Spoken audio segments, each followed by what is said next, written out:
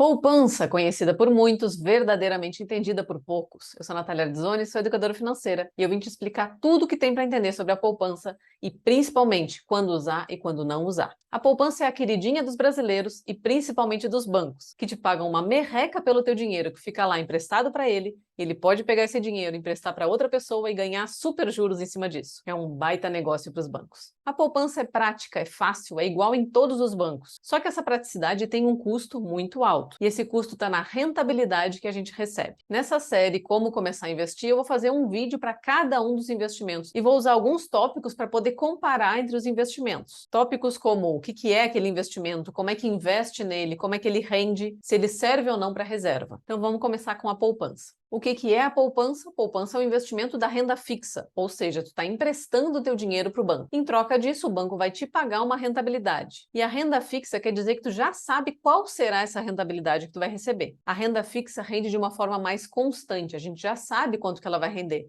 diferente da renda variável que a gente não sabe e que vai, vejam só, variar ao longo do tempo. Como é que a gente acessa a poupança e investe nela? Através de basicamente qualquer banco, ela é sempre igual. Qual o mínimo de dinheiro que eu preciso para começar a investir na poupança? De uma forma geral, não tem mínimo, pode começar com o valor que for. Qual a garantia da poupança? A poupança é protegida pelo FGC, que é o Fundo Garantidor de Crédito. Isso quer dizer que se o banco onde tua poupança está quebra, o FGC te devolve até 250 mil por CPF por banco. Então esse é um valor para a gente cuidar um pouco, para distribuir, para não ficar todo o nosso dinheiro num banco só, para ter essa garantia a mais do FGC. Como é que a poupança rende? A poupança não rende diariamente, ela rende uma vez ao mês. A poupança tem uma data de aniversário. Então se tu foi lá e colocou dinheiro na tua poupança no dia 22, ele só vai render no próximo dia 22. Ah, mas eu precisei resgatar no dia 20. Não rendeu nada, porque não fechou essa data de aniversário. Ah, mas a minha poupança tem rendimento vários dias ao mês. Isso acontece porque cada dinheiro ganha uma data de aniversário, cada depósito ganha uma data de aniversário. Então, se tu colocar dinheiro na tua poupança dia 22, aquele dinheiro só vai render no próximo dia 22. E se tu colocar mais dinheiro no dia 5, aquele dinheiro só vai render no dia 5.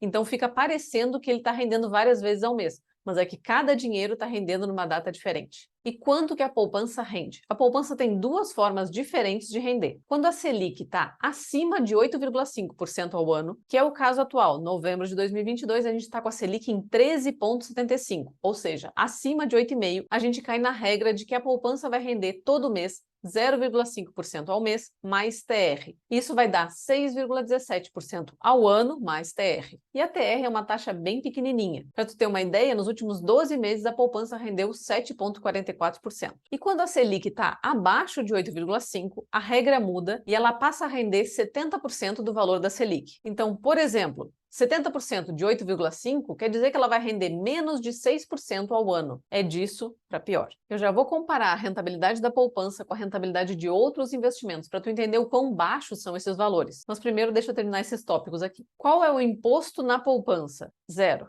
A poupança é isenta. Ela já rende pouco. Se ainda for descontar imposto de renda, a gente estava ralado, né? Qual a liquidez? Ou seja, quando é que eu posso resgatar esse dinheiro? A liquidez da poupança é diária, tu pode resgatar a qualquer momento. Mas lembra que ela só rende na data de aniversário. Então, se não passar dessa data, naquele mês vai ter rendido zero. A poupança serve para reserva de emergência? Até serve, mas a gente tem outros investimentos melhores para isso. Então, não fica tempo demais na poupança. A poupança, para mim, é tipo engatinhar. É uma etapa inicial e importante, mas a gente precisa ir além dela. Afinal, tu não vê muitos adultos engatinhando aí na vida, né? A poupança é muito prática para criar o hábito de guardar dinheiro todo mês. Até porque a gente precisa facilitar o hábito no início para conseguir tornar ele um hábito. Mas a partir do momento que tu já está fazendo isso sem pensar muito, tu já está guardando dinheiro todo mês, tu já está com algum dinheiro na poupança, aí é hora de evoluir nos teus investimentos. Então, resumindo, sim, a poupança serve para reserva de emergência, mas isso da data de aniversário e essa rentabilidade baixa fazem com que ele seja um investimento mais para iniciantes. Faz com que seja melhor a gente ir para outros investimentos para reserva que vão render um pouco mais. Já falei todos os tópicos que eu queria, então eu vou voltar naquela questão da rentabilidade para fazer uma comparação e te mostrar a diferença entre a rentabilidade da poupança e outros investimentos que também servem para reserva.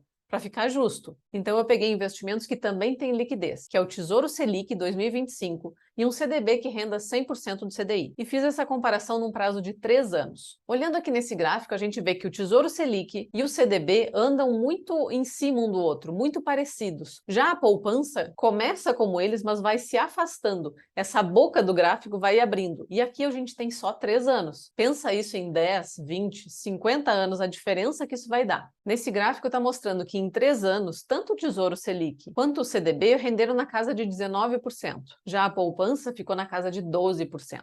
Traduzindo isso para números, para tu conseguir entender realmente o impacto disso. Digamos que tu fez um investimento de 10 mil reais. Quanto que tu teria em cada um deles? Depois de 3 anos, tanto no Tesouro Selic quanto no CDB, que rende 100% CDI, os teus 10 mil reais teriam se transformado em 11.900, um pouquinho mais. Já os mesmos 10 mil na poupança teriam se transformado em 11.200. Ah, mas a poupança não tem imposto e os outros dois têm imposto. Então vamos descontar o imposto para ficar uma comparação justa. Depois de descontado o imposto no Tesouro Selic e no CDB, tu teria na casa de 11.600 e na poupança tu continuaria na casa de 11.200. Uma diferença de quase 400 reais nesse investimento inicial de 10 mil. Agora imagina isso em 100 mil e chora com a diferença que daria. Agora imagina isso em mais tempo e chora ainda mais. Uma coisa que eu escuto muito como argumento para se manter na poupança é que não quer pagar imposto para o governo, já paga imposto em coisas demais. Então que o governo não merece esse imposto, que a pessoa vai ficar na poupança para não ter que pagar isso. Só que essa lógica está só te prejudicando, porque olha esses investimentos que pagam imposto, como eles rendem mais. Esse imposto já está na conta, sabendo que no final tu vai perder uma parte de imposto, esses investimentos dão um pouquinho a mais para compensar isso. Então tu pode perceber aqui que mesmo pagando imposto, tanto o Tesouro Selic quanto o CDB estão ganhando da poupança. Resumindo, a poupança é uma ótima porta de entrada nos investimentos, um ótimo jeito de começar a guardar dinheiro em vez de gastar tudo.